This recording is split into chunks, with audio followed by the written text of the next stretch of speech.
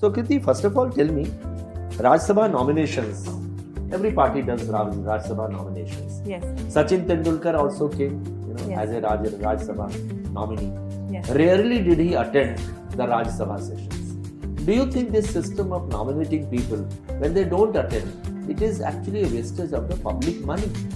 Do you think there is a necessity for Rajya Sabha nominations?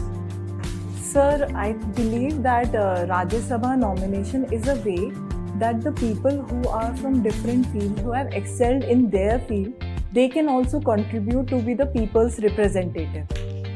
So in this way, they can bring to the table their experience in different fields. And experience in sports is not just valuable in the field of sports, but we learn so many things from sport or any other field from science. Point is well taken. Yes. But how many people who are sports personalities Yes, sir. or they are the actors, Yes, sir. do they really attend?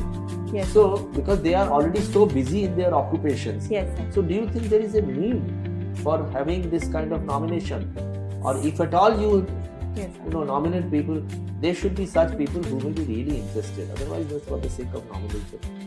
Yes, sir. There can be this check that the person who is nominated should be consulted if they are willing to be a part of the Rajya And Sabha. they will be very happy to consent. And other than that, Rajya there Sabha can membership is a very prestigious. Yes, sir, there can be another check that in the number of days they are attending.